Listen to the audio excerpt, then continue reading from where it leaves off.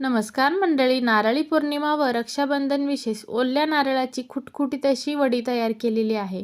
बघून तुमच्या लक्षात आलं असेल की आपली वडी किती छान परफेक्ट तयार झालेली आहे. त्याच्यासाठी एक अख्खा नारळ फोडून काळफट भाग असतो ना तो काढून घ्यायचा आणि मिक्सरला बारीक करून घ्यायचं.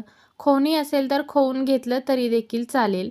घेतलेला ओल्या नारळाचा चव वाटीनी किंवा कपनी मोजून घ्यायचं, म्हणजे याच्यानुसार आपण साखर वापरणार आहोत. त्याच्यासाठी एक पॅन घेतलं, साजूक तूप घालायचं, घेतलेल्या ओल्या नारळाचा चव घालून 3 ते 4 मिनटं परतून घ्यायचं. अशा पद्धतीने केलं तर आपली वडी महिनाभरसुद्धा अजिबात खराब होणार नाही.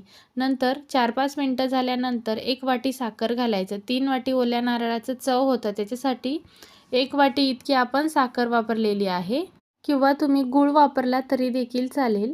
साखर घातल्यानंतर चांगलं मिक्स केलं. वेलची पावडर घालायची. 2 चमचा पाणी घालून चांगलं मिक्स करून घ्यायचं. आता साखर घातल्यानंतर तुम्ही थोडा गॅस मोठा करू शकता, म्हणजे साखर विरघळेपर्यंत गॅस मोठा करायचा आणि नंतर मंद आचेवरती चांगलं मिश्रण तयार करून घ्यायचं. बघा, अशा पद्धतीने लाडू तयार करून बघायचं. लाडू तयार होतोय म्हणजे परफेक्ट असं मिश्रण तयार झालेलं आहे. ताटलीला तूप लावून घ्यायचं किंवा बटर पेपर लावलं तरी चालेल आणि वडी थापून घ्यायची.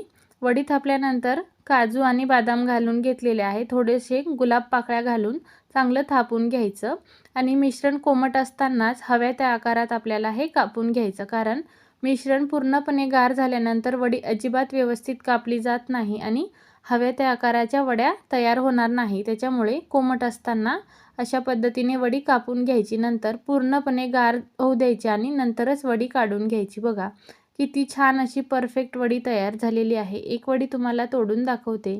याच्यावरून तुम्हाला लक्षात येईल की आपली वडी किती छान परफेक्ट अशी तयार झालेली आहे.